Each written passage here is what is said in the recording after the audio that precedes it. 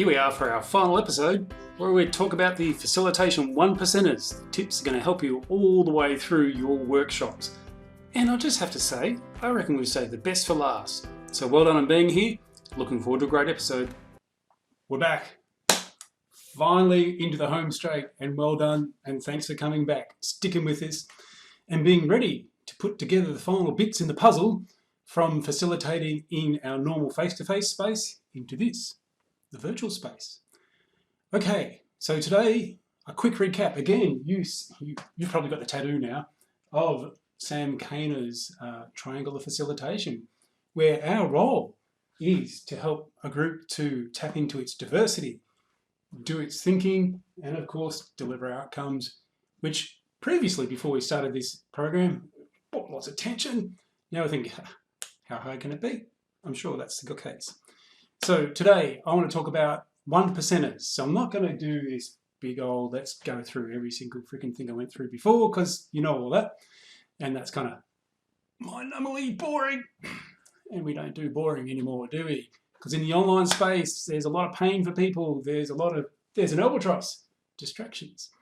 So we're going to do our best. We don't have to be fun and energetic all the time, because I am fun and energetic. You love me. Not really. Serious, Andrew. You don't have to be fun all the time. That is absolutely deadly serious, because there's some people that will just turn them off like that and they'll be gone and you will not get them back. But we do have to think of ways to engage them and not make this yet another Zoom or online meeting that crushes their soul.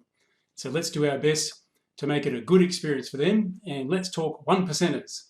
So 1%er that you may have noticed for the observant throughout this whole series is that I've been standing up. Correct. Sitting down. Now, I could take this stand-up desk and sit it down in live time, but that would be awkward and I'd probably drop something and say bad words. So stand up, the bit I like about it, because it gives you your energy, your movement. You notice I've been able to move here reasonably easily. I've been able to use my space. I can breathe quite comfortably, and I'm not hunched over looking like some kind of Uncle Fester type freak. Google the Addams Family, you'll understand what that joke actually means. So standing up's great, because it's what we normally do when we're facilitating anyway. It's rarely that we sit down, and it brings a bit of realism to the process. So if you can get a stand-up desk, that's, I'm pointing at my desk, you can't even see that. That's tippity tops, or just whacking on a few, I was going to say phone books, they don't exist anymore. Find a cardboard box. Just build a big ass bloody tower, have your screen fall off later. It'll be fine.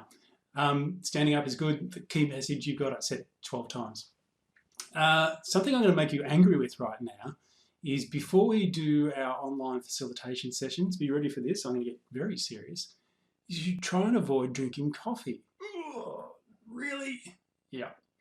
Coffee is a throat irritant, and so it can catch and make it difficult to pronounce some words, and you can just take the gloss off things. So if you're serious, super serious about making this a smooth type thing, stick with herbal teas, man, or water is fine. That's cool. Another 1%er, if you don't want to do it, fine. I'm not going to judge you. I had a coffee, God. Okay, regular breaks. We talked about this earlier. 90 minutes is plenty for any online session, and regular breaks in between, and making sure you really encourage your participants to avoid going back to their computer and devices in between the breaks, so they really have some downtime from their screen time, just so their brain can refresh. We talked about a little bit about using tangibility. We talked about the power of the pen, people taking notes, doing stuff. I think that's still a really important thing. It's what we get to do, people to do in real time. Fine, it's good to use online tools to record stuff. I think that makes a lot of sense. But it's also valuable to have the use of the good old post-it notes we mentioned before. I mentioned pens, stuff they can get hold of in their offices and just make some meaning of. So we talked about what's out your window, what's on your desk, all that type of stuff. So look for those opportunities to involve and engage people. And one of the Another good reason for that is often probably about, I reckon about 4 minutes in to any Zoom meeting, some people start to slip into the Zoom trance. They're looking at the screen and the Zoom trance starts to grab hold of them. They've got usually about 12 faces on them in front of them, and they're just going, oh my God.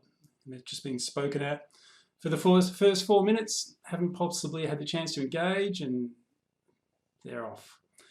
So my friend Johnny Moore introduced me to the Zoom trance and the need to be really conscious of it and be thinking about, well, what can we do to try and keep people engaged without annoying them, and thinking to look for pattern interrupts.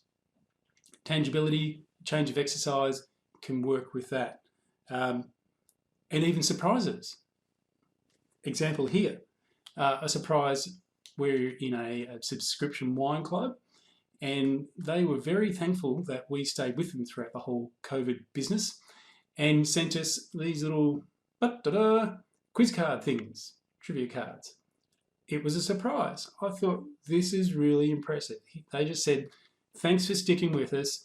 Here's something from us to show our appreciation for you. So I reckon we could try that in the online space as well. If there's a way you could surprise people with, could be a tangible gift, it could be just something, a random fact. Or it could, if you're working with this group for quite a while and they're paying you handsomely to do so, I reckon it's worth sending them something in the mail prior to a workshop that they can use and be appreciative of. Probably not a duck, that would freak them out, but maybe some chocolate or something like that, just to say, I'm loving the fact you're staying with us. This is great. You may have to shell out a bit of extra to send an express post at the moment, but what the hell, that's going to work for you. Talked about the importance of reflection time. So during breaks is a good opportunity for that, or even some silent moments during your workshop to do so. And I did mention the use of this tech, covering your camera like that, turning off your camera, that sort of stuff, having some silent time. And remember, no friggin' music during silent time. Golden rule. Please stick with that. Another 1%er is having your techno sorted before things start. Now, I know because you're super smart, you'll have your end of the technology sorted out. The things we can't control is the participants' end, and there's often things going on. They're rushing to get there. They think, oh shit, where's the login? All that sort of stuff. Oh, my microphone's not working. My speakers aren't working. My speakers weren't working this morning. So the recommendation is log in early. Start your call early, so people have the chance to log in early, and you can help them, or you can have your techo help them as well to get their tech sorted, so that they're calm and focused when they're on the workshop, rather than tense and think, oh no, the world's falling in. This can't work for me. And on tech, if you've got somebody handy that can do that techie stuff, then maybe you don't want them in front of the public. They're a freak. That's why they're out in the back room doing techie stuff. Get on board. Get them to give you a hand so they can run the techie stuff. You can focus on the facilitation, and it's going to be a great team. Remember, teamwork makes the dream work. Sorry, that's a really cheesy Disney saying. But on a serious note, if you can have somebody like that, that is fantastic. It takes the pressure off you, makes it a more seamless type event for the participants, and everyone just enjoys it even more. And speaking of that, sometimes things just don't work. Sometimes there's going to be things that fail from a tech perspective. You kind of lose your way a bit. So you're thinking, oh, what was I meant to be doing here? That's okay. You're not making a TV show. You're facilitating in an online environment. So if things don't go according to the script, what do you do? What do you always do? You go to plan B, C, or D. My wife, Georgie, her first car was a 1983 Ford Meteor called Mary Meteor. And she had that car for about 20 years. And as Mary aged, sometimes it wasn't so graceful. She'd take Mary down to her local garage in Matoa, to Wally Wolf. And she'd say, Wally, I'm hearing this noise from Mary. And at this stage, Mary's sort of in her twilight years. And Wally just said, Georgie, if you hear any noise from that car, drive on regardless. And I think that's great advice to us all as a facilitator. If we start hearing noise in our heads, or if things start to go wrong, we drive on regardless, go to the next plan. So plan D, kick on with that. And I've already mentioned using surprises, which is next on my list, Bruce. So that's cool. So now you've got a heap of, you've got a framework to use, as we mentioned 10,000 times. You've got some 1%ers to use, so you're ready to go forth and really kick butt in the online environment and balance that energetic engagement part with some chance for people to do their thinking and reflection, or you deliver the outcomes and you've tapped in to all the people in that room, and then you're a bit calm yourself, so you can deliver a really, really good product. Thanks for being with me. Appreciate any feedback you have, as long as it's positive and says, Andrew, you're really cool, and oh, by the way, I like your new shirt. On a serious note, anything you'd like feedback on, you've got some questions still, chuck them in there. We could do an episode together. That would be fab. Or we could do a podcast together, which would be even fabber. Looking forward to hearing from you soon. Contact me via andrewhuffer.com.au and let's make it work. Hooroo! It's been great having you along for the ride, and be sure to take me up on my offer to answer the questions you still have hanging for you about facilitating in the online space.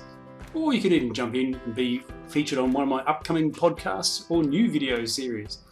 Just go to andrewhuffer.com.au and you'll be able to contact me through there. Hooroo!